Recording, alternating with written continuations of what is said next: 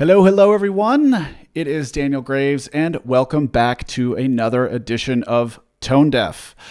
Today, I'm going to try something just a little bit different. Today, I've got myself a guest, and my guest is none other than Swedish guitar virtuoso Sebastian Svalland. I know I butchered that because I don't speak Swedish, but I thought he would be the perfect guinea pig for my new interview format. Sebastian plays in a number of projects like Pain in Mourning, and he has his own project, Letters from the Colony, and of course he can be heard playing guitars in the brand new Aesthetic Perfection single, SEX. Sebastian, thank you for joining me. Hey man, thank you. How are you, my dude?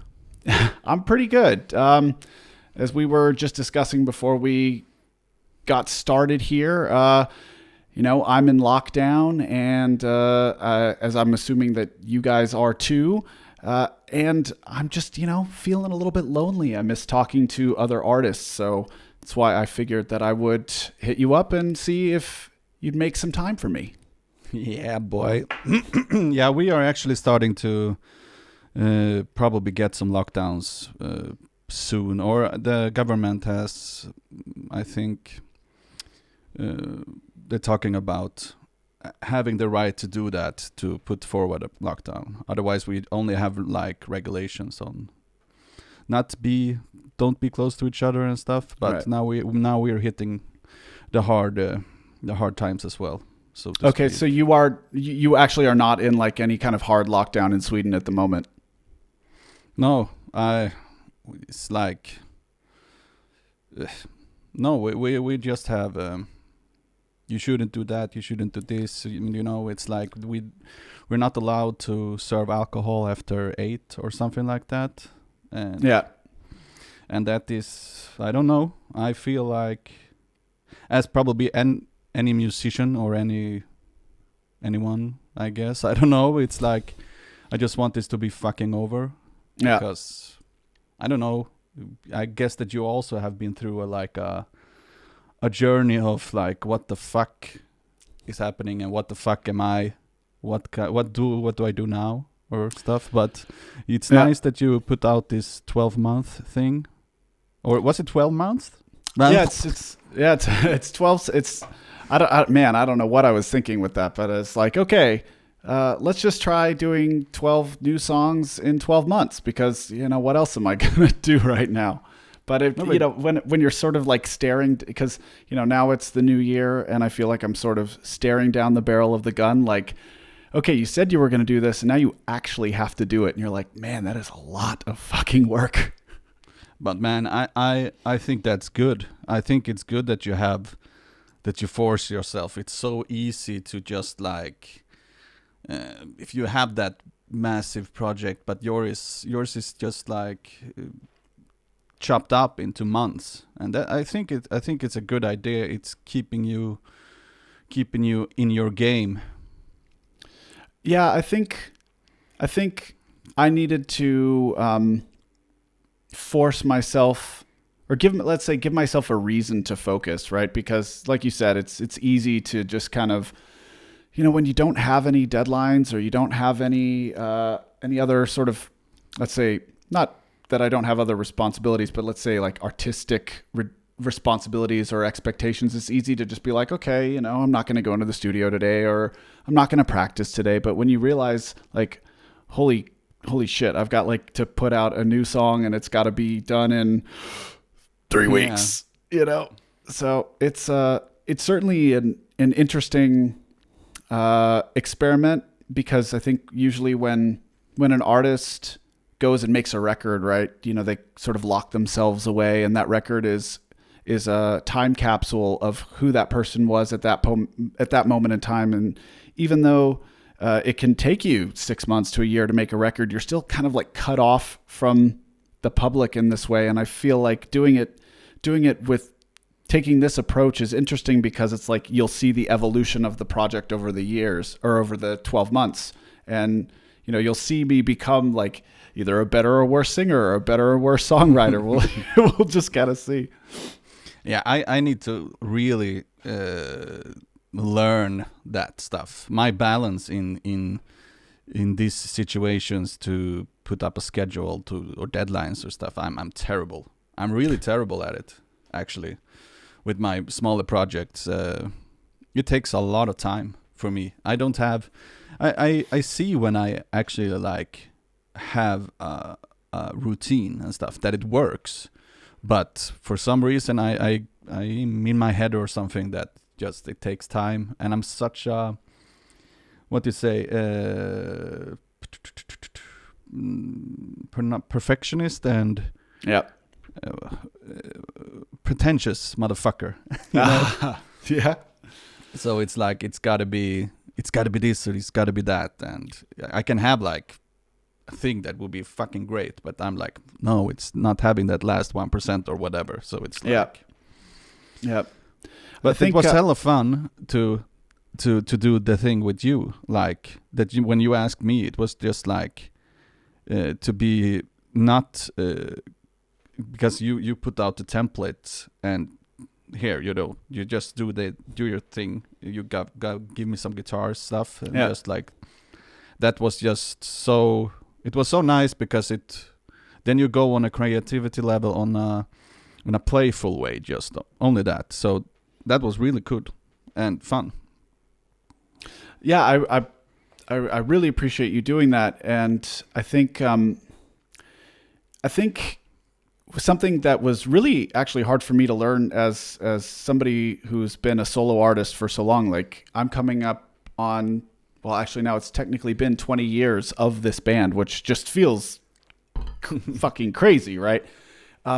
But I spent so many of those years just kind of like locked up in my cave, right? Like not collaborating with other people and sort of believing that I had to not only like make it perfect, but make it perfect alone. Because if somehow like collaborating with other people would somehow, I don't know, diminish my artistic, I get whatever. You. I right? get you.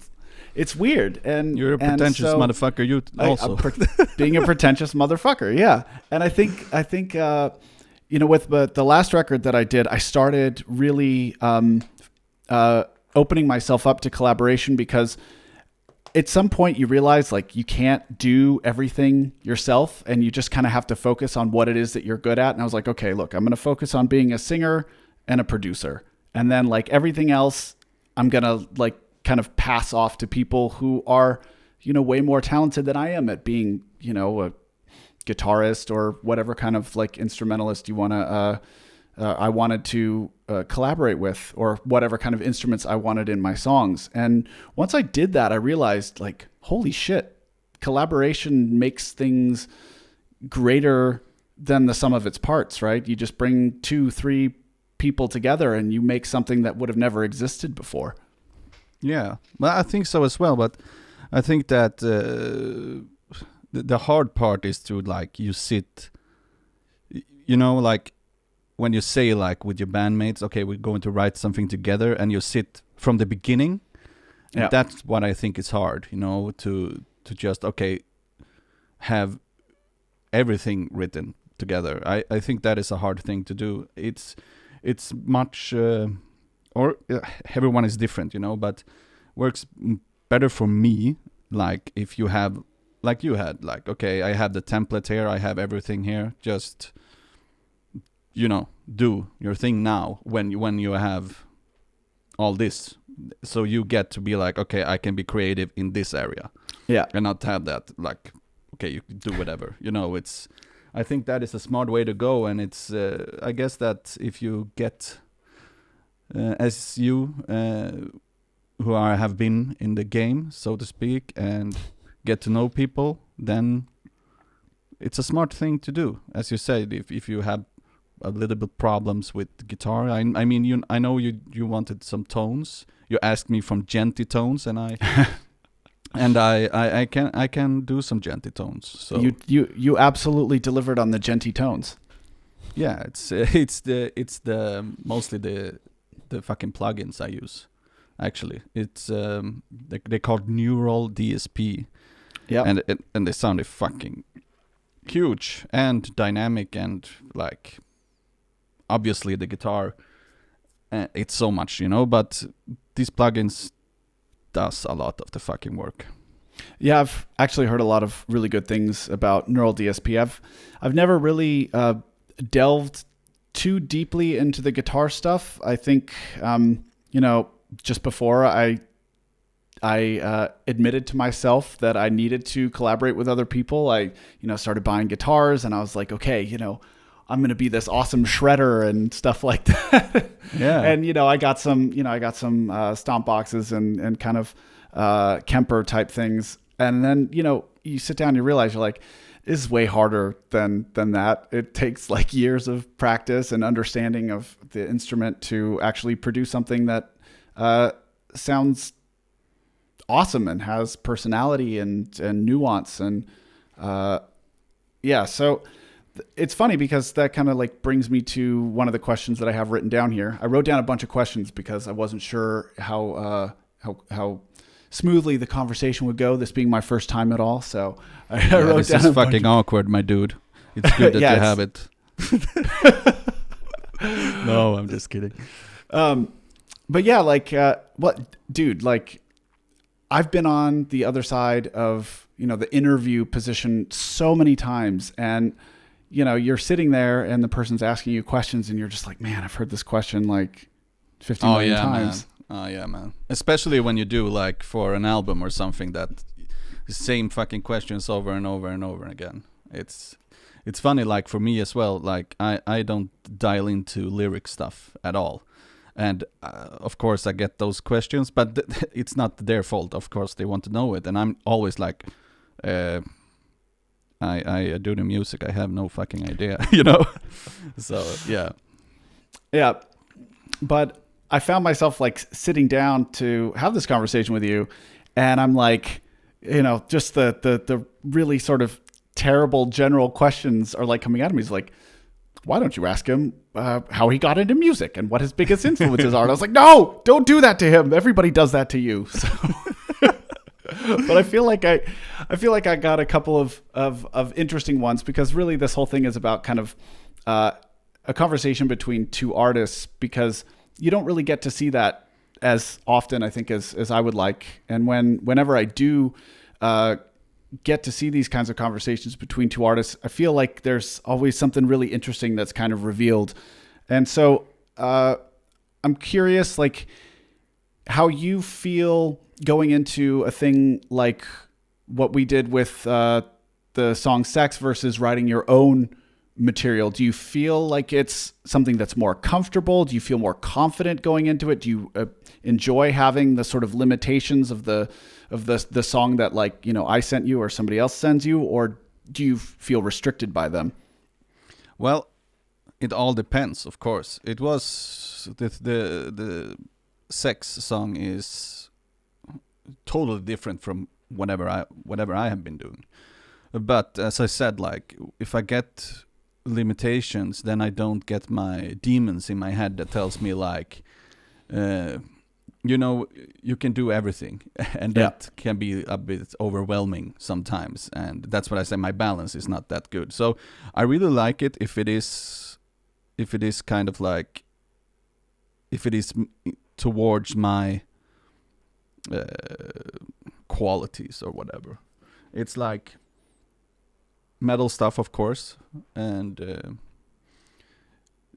I like to do it because it's refreshing for me, and it's also like telling me it can be this easy. It can be done quickly or whatever. It doesn't have to be fucking, I don't know. It's nice, and it's refreshing to do it compared to like what I do with Letters from the Colony. Because there I'm trying to find always new stuff, and everything must be different or whatever. It all doesn't always end up that way, but that's what my goal is, and that can sometimes make me stumble on stupid shit. It's always the pressure you put on yourself that makes it hard, right? Yeah.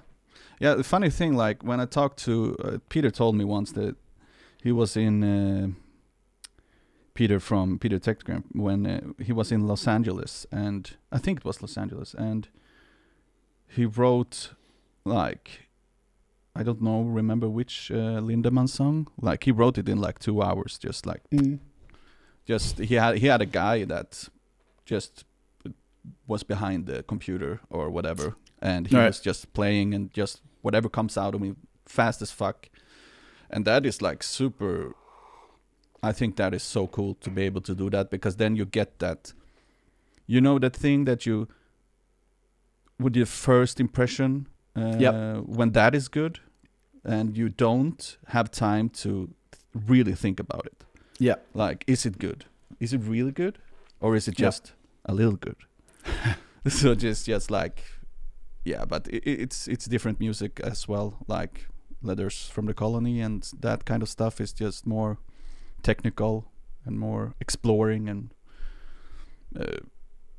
experimenting. So I guess it is in its nature to take a little longer and stuff.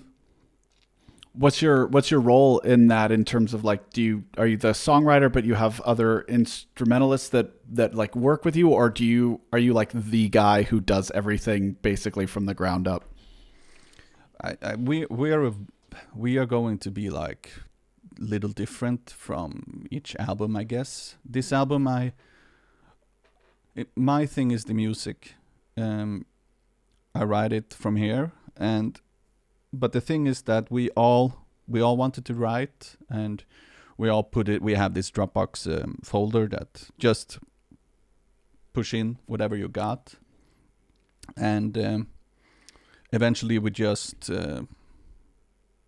choose or whatever. Right. So the thing is just like why I probably have more space on this album is that I had a clear view to try to make it go through each other, the songs, kind of. Not everyone, but to make it like what do you call that? A concept album. Yeah. So I guess it's kind of hard for anyone else to be like dialed in completely into what I have. So it will be a great. I think it will be a great album. It's coming to the point where I see the end, which I really like. That's always such a great feeling, because whenever you start, there is like no light at the end of the tunnel. You're just standing there thinking, how the fuck am I ever going to get this finished? Like, will I ever get through this? Yeah, I felt that for so long for this, because I didn't have anything. I didn't have any inspiration. I tried so many things, but I just felt that it was so mediocre. And then I dialed into the synth world more, because I'm a big fan of Pink Floyd. And that old school kind of old synths, and so I bought some software synths, and it will have a totally different from we only have done one album, so the second album will be a completely different thing, but what do you say? Remaining the source of what we are. Right. Still kind of carries the core of what the band is. Yeah. No, that's cool. I think personally, I've always identified with artists that sort of reinvent themselves as much as possible. David Bowie and Marilyn Manson and all of those kinds of people think that it can be tempting to sort of go down the AC/DC route and just like make the same record. For all eternity.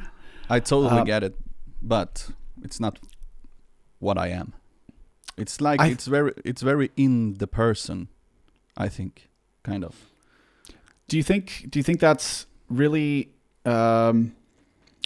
Do you think that bands really do that because that's the sort of inspiration that these artists feel like? They're just like, okay, we found like our sound, let's just like do this forever? Or do you think that that's more of a symptom of being afraid to try something different, because especially when you're a successful band, you've got fans that really sort of like identify with your sound, and to change it, there's a lot of risk that goes on with that.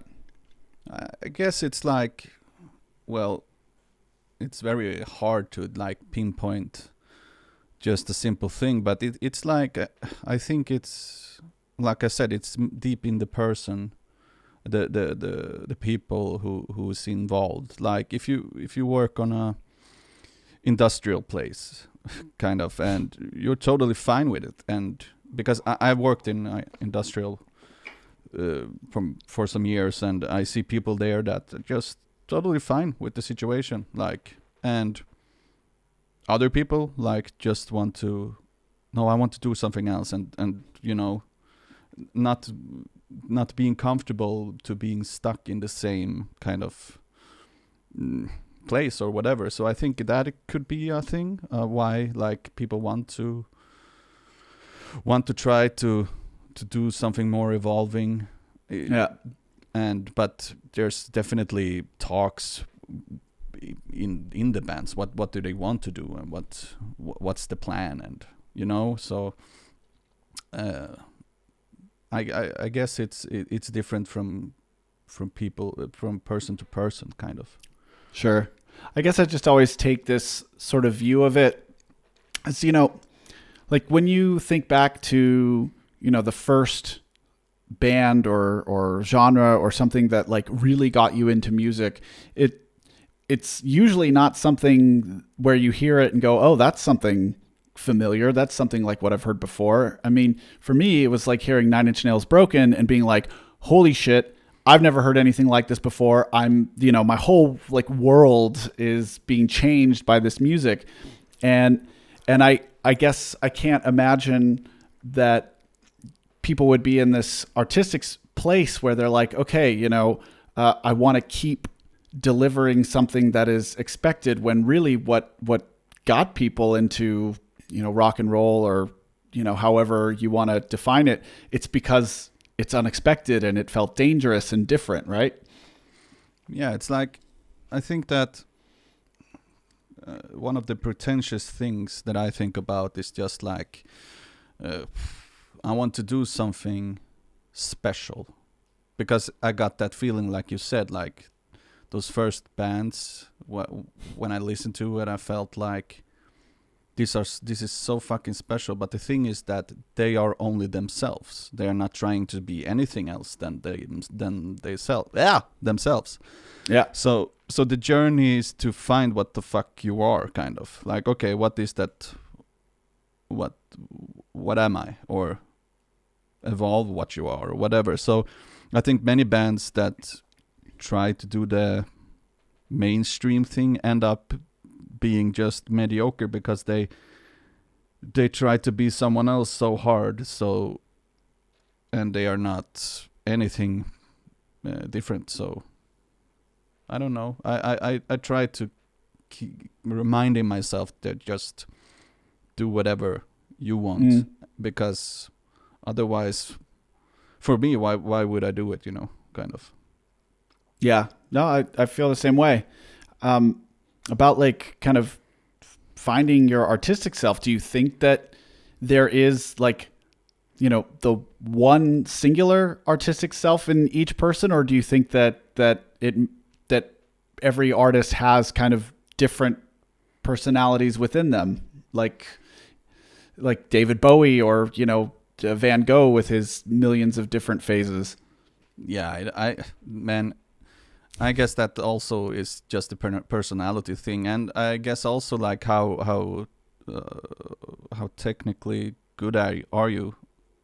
Like, if you are like a monster of, if you are really technically good at something, so like I seen some guys like and girls like, they're so good, so they can go into any room and just deliver, kind of. So yeah, that's one thing. But yeah, David Bowie and those kinds of people, they're just one of a kind people, kind of, because you cannot touch what they are, kind of. That's what I feel about Pink Floyd as well. I cannot say, I cannot touch it, you know. I cannot touch what they are. There's something special, something really, really special. And I think that, I like to be all over the place with different kinds of things. Yeah. So definitely people are what they are if they express what they are, kind of. Right. Yeah. I just it's that's a good point about the technical skill. I always when I'm trying something new, I'm always like, but I'm taking myself into an area where I'm not that technically skilled. So now I almost have to kind of like relearn how to do something. It's funny, during the lockdown, I got this weird obsession with analog synths. I haven't used an actual synthesizer in 12 years. So I'm like super rusty, but then I decided to import, I don't know if you can see it on the camera here, but this is it's some stupid Russian, like Soviet synth from 40 years ago, and I bought it from Siberia and had it restored, and then spent all this ridiculous money on it, and it's sitting in front of me. I'm like, I don't know how to use this thing. But it's so fucking cool. I saw when you posted about it, because I'm also dialing into that world, and watching stuff. I mean the software sounds amazing, but when you hear the comparison, there's this little percentage that is there if you compare the software to the emulated one to the real one. But it's a lot of money, but I also think that if you buy the real one, I don't like to be sitting behind a computer with a mouse and dial tones. I don't really like that. I like to, because if you touch a knob or something, then you really feel what's happening, and then you're learning it much better. Yep. So I think it's cool that you got it. And what is it? Is it a monosynth, or what is it? It's got 2 notes of polyphony, so you can play 2 notes at a time if you switch one switch, or you can make it a monosynth. So basically, these guys in the USSR, they like snuck in, why am I spacing on the actual model? But they basically snuck in a Moog.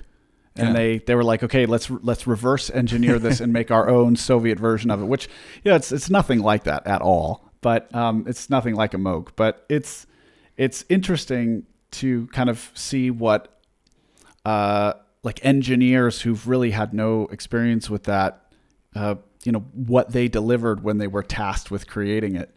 And man, I mean, this thing is so finicky. The keys are terrible. The knobs just feel, I don't know, like an oven from the 1950s. They're just terrible.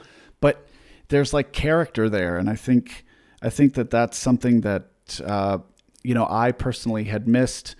Being a producer, just sitting behind a computer screen for the last 10 years, and returning to staring at a piece of equipment and being like, okay, I can only do X, Y, and Z with this. I got to figure out how to make something I like with it. And it's certainly rewarding, but that's kind of the point of taking yourself out of your comfort zone, right?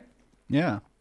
I think that for me, it's the getting out of the comfort zone is just to, I'm getting a lot better at it, of course, to have more gear for recording and stuff.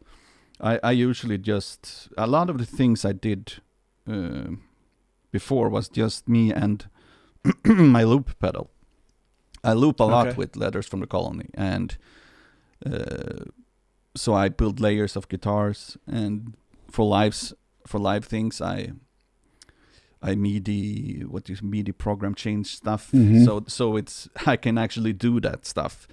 But I love that stuff, but I like the way, as you said, you can only do this. So, and then you can that's what I like about, okay, if I sit right here, I only have this sound. What can I do now? Yeah. So that's cool, and that's a bit overwhelming with the synth stuff. It's like when you talked about the technical stuff, like the things that I try to do with, or many of the things with Letters, especially the first album, was just like to do stuff that we can't do. Like I try to be on the fucking edge, like to write gnarly riffs and stuff. Yeah. I mean, the other guys in the genres, there are some people that they're so fucking technically good. It's blowing my mind. I'm not even close there, but I think the thing for me is just like because I'm not that technically perfect or whatever. It makes me maybe think in another way. Because the more good I get at something, I realize that the more boundaries I give myself as well.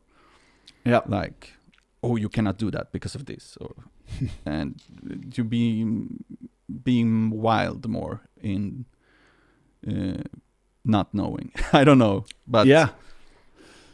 No, it's totally true. I think it's interesting because I feel like the more I learn, the more it's revealed to me that I don't know anything at all. Yeah, that's true. And I got to this point maybe like 10 years ago where I don't know, maybe it was just arrogance, or I don't know what made me feel that way, but I was like, oh man, I'm getting to this point where I feel like I know everything about production or whatever, like whatever will I do? And of course that was complete bullshit. And I sort of fell on my ass and realized, oh crap, I don't know anything at all. So I don't know why I even thought that way. But ever since then, I kind of have this humility about it where I'm like, I don't know anything. And every time I feel like I learn something new, it's just scratching the surface and revealing more things that I don't know anything about, which I find super exciting because there's no end to it, right? Yeah, it's cool to. It's so nice to get that energy from wanting to learn. You get like, oh my god, I love this sound or whatever, this synth. I'm in love with this synth, and then you start, and you're like, oh my god, it's so cool, and then you just realize it's a whole world. Like, holy shit, it's just like you see people like, for me, when people try to explain how synthesizers work, I'm just like, what the fuck, man. Then I just okay, it's so cool to get that super energy, and it's another word that I'm looking for, inspiration. Yeah. But I think it's cool. Like I think that once what you said, like you wanted to learn guitars and stuff like that, and you put probably a lot of effort to it because you bought some stuff, and I think it's benefiting you in the way that, okay, you see this side of it now, and that could help you on the other side, what you do something else, Certainly. I mean, it for one, it taught me humility and respect for, people who are masters of, their own particular craft. And it also, it gave me, let's say, like the language that I felt that was necessary in order to convey my ideas to other, musicians, because I still play guitar. I still enjoy playing guitar, and I try to learn as much as I can about it. But I have this, maybe it gives me a bit of freedom knowing that, okay, look, you're never going to be, Eddie Van Halen or anything like that. But, you have fun with it, and it gives you the vocabulary you need to talk to somebody like you or whatever. And, talking about tunings and things like that, because we had little discussions about the kind of tuning that I wanted and the, that type of stuff. Yeah. So it's useful, and it's fun too. I think music always needs to be fun. Yeah, of course. All the time when it's not fun for me, that nothing will be recorded. I mean, like, it's so fucked up. Like, for many years, I was in a big mud of depression and stuff. And, the people that try to cheer you up and stuff, they have this thought that musicians write so good when they're depressed and stuff. I bet many people do, but for me, it's not like that. It's quite the opposite. When I feel good and energetic, then I can write. Yeah. and like so during that time nothing got written, because it's such energy for me to just like, okay, I'm an on and off person, kind of like all or nothing. And so when I do stuff, I'm manic, I can sit like 10 hours just like this, and just like, okay, after 10 hours, I haven't eat, So yeah. Oh, I mean, I know. Oh, I know this. I know this feeling. I very often will be like, oh, I think I have to go take a piss or something like that. But just, one more minute, look at the clock. And then like, you feel like it's only been 5 minutes and you realize, oh my God, my bladder's about to explode. And then you look at the clock and it's been an hour and 15 minutes. And you're just like, I could never hold having to piss for this long under any other circumstances. And yeah, I'll forget to eat and all that kind of stuff. Or my wife will come in and be like, it's like 8 p.m. We were supposed to have dinner an hour ago. And you're like, oh yeah, right. So you do. Do you like it though? I like it because I have a very difficult time focusing on other things. I'm very sort of scatterbrained, and I feel like just constantly distracted by stuff. It's like, oh, here's my phone, and oh, here's my microphone, or I don't know. Just constantly feel like I can't keep my mind on anything. But when I'm working on music and I'm into the music, there's this like wave of peace and focus that I don't have in any other element of my life. So it's not necessarily healthy to not take a piss for an hour and 15 minutes, and maybe it's not totally healthy to forget eating and piss off my wife, but it's there's also the sort of mental kind of release or peace that at least I get from it. Yeah, I'm the same. It's just like, yeah, it's very good that you got a wife and that she is dialed into that. I see how I'm like my balance, as I said before. Like, it's just like, as you said, it's just too many sounds all the time. And when you are into the zone and doing music, it's just that sound kind of, and it's so. Meditating in a way, like absolutely, and it's so nice to be quiet or not. I don't know. It's just like, but yeah, I feel that what you said is the same for me. Yeah, you find that's a good way of saying it. The quiet. So it's like the quiet in the noise, right? Yeah. So when you're like performing with other bands, do you sort of find a different headspace for that, or is it something that like you really enjoy? Because I know there's a lot of people out there that are like, oh man, I just love to be on stage and it's it's everything for me. Whereas I enjoy being on stage, but it's not the same kind of, I don't get the same let's say satisfaction out of it than I do from when I'm like sitting here and I make something that I really enjoy. Yeah, well, it's I love being on stage, man. It's different from all the things. Like when Peter took me in to play with Pain, and then we did a LINDEMANN tour. That is more machinery for me. It's just like it's go up. But I mean, I'm kind of a machine. I don't feel that much in a weird way. Like on when we did the LINDEMANN shows, I didn't feel that much until we go up and we had the podium in the end of the show and we thank. And then for me, my knees just shake. It was so epic in a way. But I love it. It's for me to just go all in, kind of. To that for me is the thing. I look forward to it all the time, and I also love the achievement that you give yourself when you do something that you love behind a computer recording stuff. So yeah, it's a bit of both, but I always have the live in thought. I love to, like with Letters, we always had we want to make people shocked or whatever. Just not Right. not in a way that, okay, how to shock someone. Okay, put out your dick or whatever. Not like that. Yeah. Just you go and you play your music and you do it in 100% way, and so that you want to feel that you puke after or something like that. But I love it. I love to be like after a show to maybe not be able to walk. Kind of. I love it. Do you feel the same sort of like meditative effect from performing live that you do when you're creating? Yeah. Different, but the thing that I mean that, okay, I'm in one place now. I'm only Right. in one place. It's not everywhere.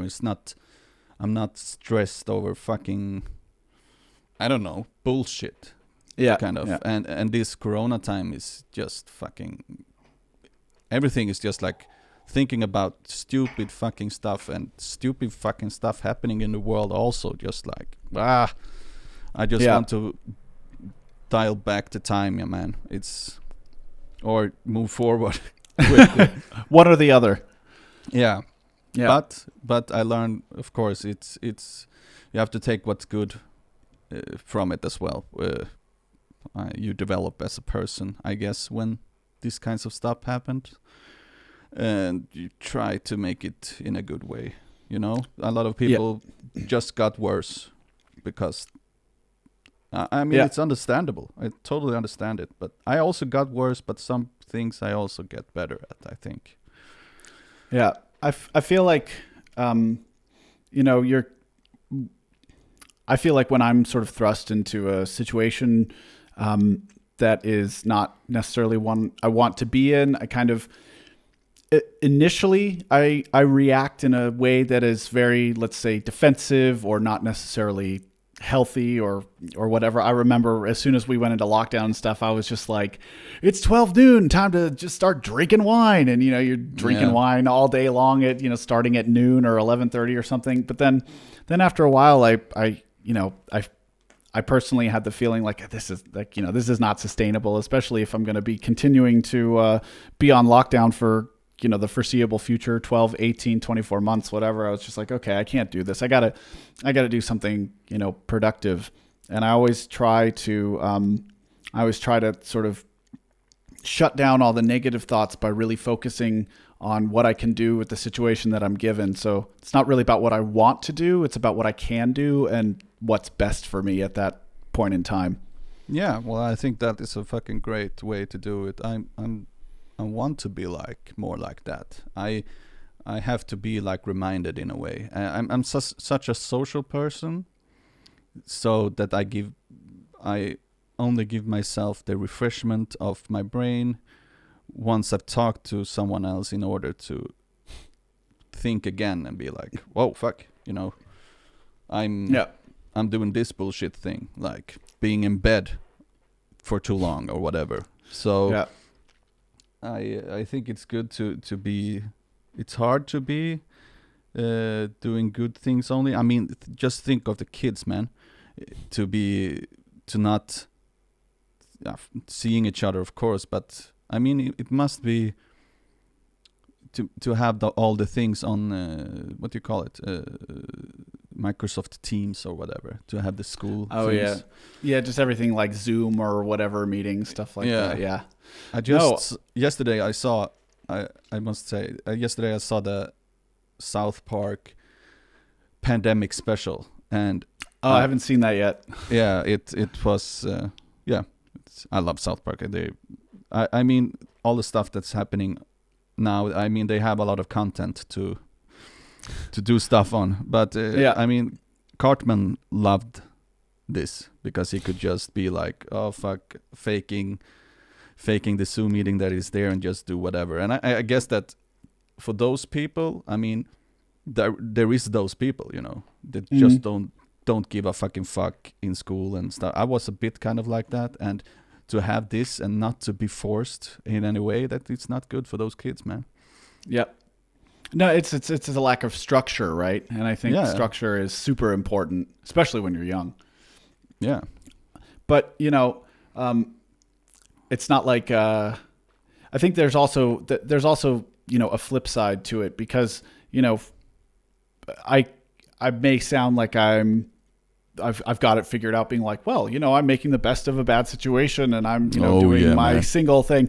But the other part of that is that I've been working essentially from the moment I wake up to the moment I go to bed, and not having really a social life just kind of sends you into this like work spiral, which is also totally unhealthy. Like just before Christmas, I had some like insane like stress hive outbreak. I didn't even know that you could have like stress hives, but I went to the doctor and they're like, yeah, it's stress. And I'm like, but I'm enjoying my work. And they're like, yeah, but if you do it from 9 a.m. to midnight, you're not enjoying it anymore. You're just making yourself sick. So, there's also the other side of that. And I realized back when I was, not living on the countryside in the middle of a pandemic, when I had my friends and the social life, that was a way to go and blow off steam. So I think it's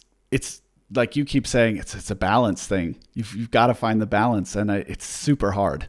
Yeah, it's so fucked up hard, and especially kind of like if you are a special dude or girl or whatever, it's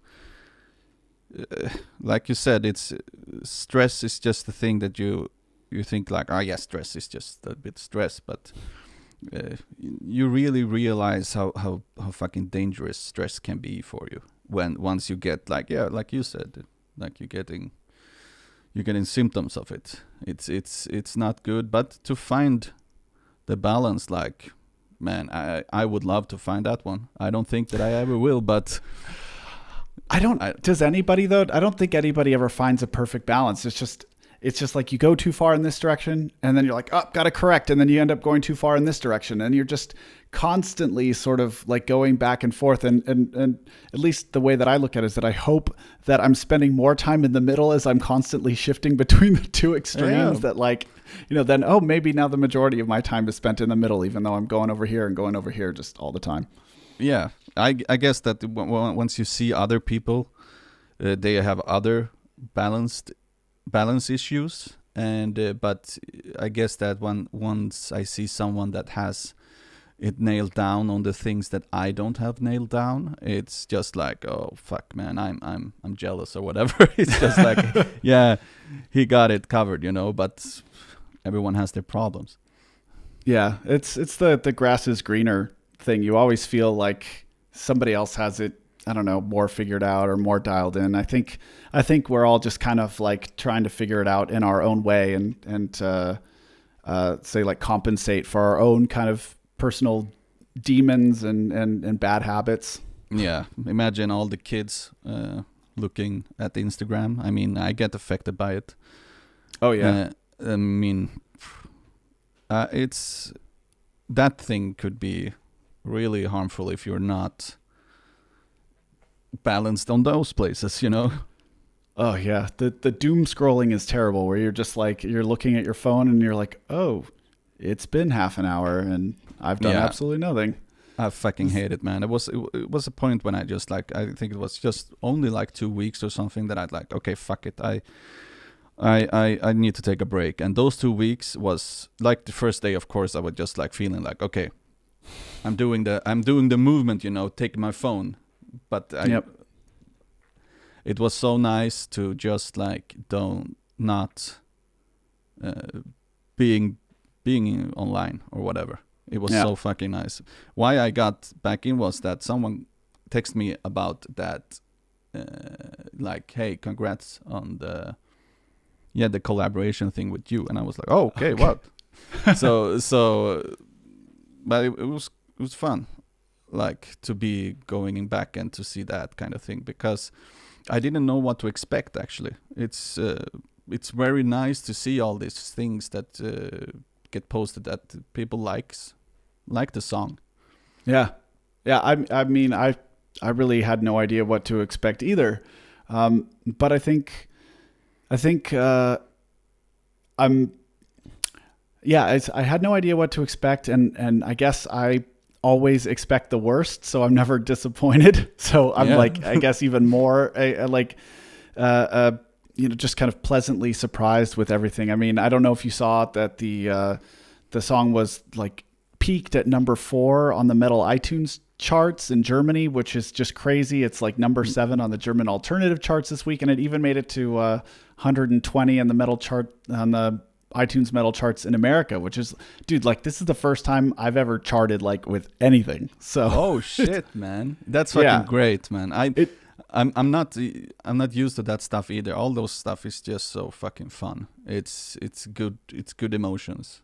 Yeah. And congrats, man. It's fucking great. I really think it's cool as fuck.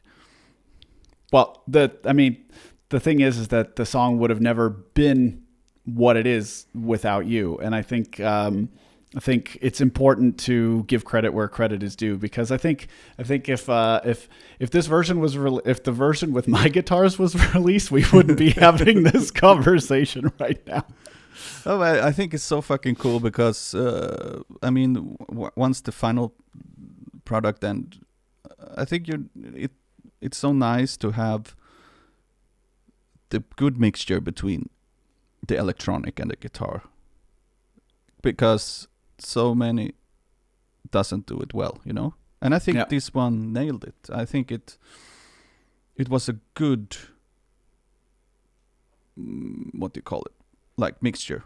Yeah, I think I used to think a lot about this because I was always kind of asking myself, why do some bands do it well and other bands don't? And I started kind of like really studying the not just the mixes but also the playing. And I think the real problem is that a lot of electronic musicians are really good at programming and mixing electronic music, and a lot of like guitarists and rock producers are used to dialing in guitar tones and are appreciating the nuances of the playing and all that kind of stuff. And the worlds just seem kind of separate. So especially when you're talking about like mix and instrument balance between like rock music and electronic music, it's completely different. You're like dance music, you've got these enormous kick drums, and then in rock, it's just like, in metal, it's a very thin stuff. So I think it's a really hard balance to strike, and I wanted to make sure that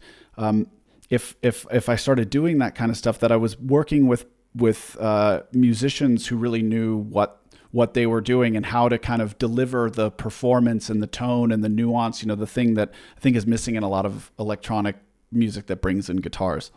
Yeah, well, I think it's just like to more electronic stuff. I mean, this is a bit controversial, but it's not completely true either. I'm just thinking, if you have a live instrument, it's going to be more rounded waves, I think, maybe, and probably more harder to dial in or to mix, I think, because it's just when I put on it sounds, many of the things that you have on the computer and you can get is already mixed kind of in one way, but it, in terms of when you actually mix it, it's not, because you have to give space for everything. Sure. But that's the thing, I think, is, as you say, like, okay, let's do this thing, but then they don't have the aspect of what a guitar actually,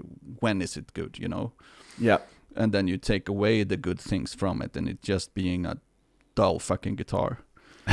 But it's also placement of, because many times it's just like, okay, I want to do this and I want to do that, and the placement, okay, we have to have only guitars here, because many, if you have a rock band thing, I mean, I'm used to play all the time during the whole song and not to be quiet.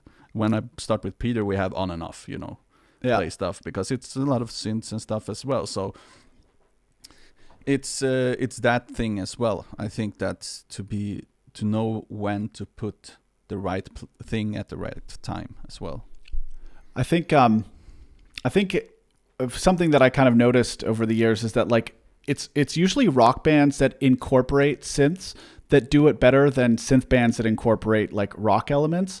Like when I think of like Radiohead or, even U2 or something, it's like, I think they have a more of an understanding about like sort of building a mix and an arrangement in a way that like an electronic producer maybe doesn't. Like they just we as electronic producers sort of tend to view all of that kind of stuff differently.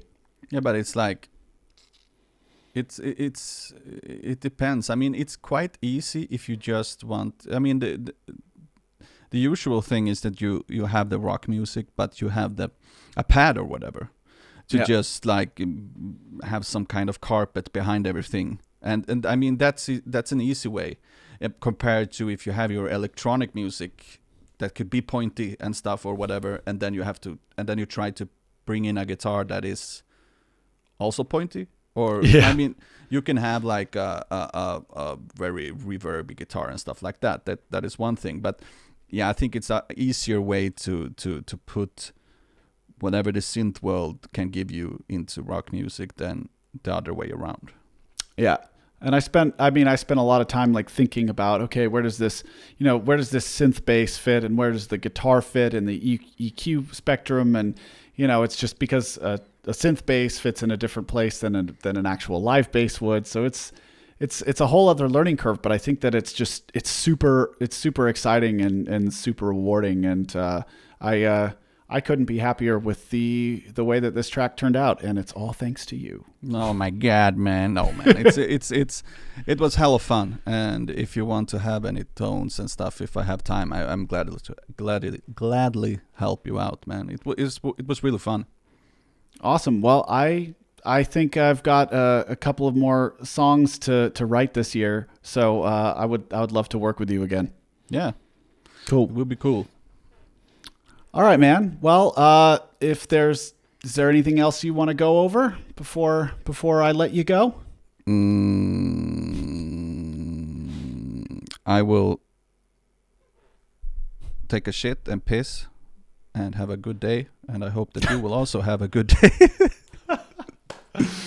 All right. Well, then that sounds like you've got a full day ahead of you. Is there anything that you want to like plug, talk about your band, or any upcoming announcements you have?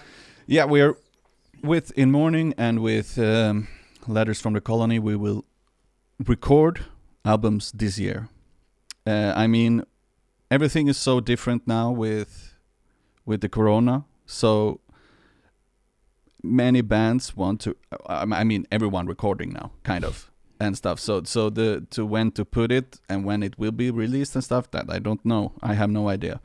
But I know we will record this year. Pain will happen some stuff soon, some exciting stuff. And yeah, it's just like be careful, take care of each other, and let's just hope that we will get some good news soon about the world and stuff. Yeah, I hope so too. For everybody who's listening, watching, I'm going to put all of Sebastian's social media links to all of his personal socials and his bands in the description. Be sure to check all of those out. Be sure to give this video a good old thumbs up and hit subscribe. And of course, go to Seb's YouTube, because you've been pretty active on YouTube yourself.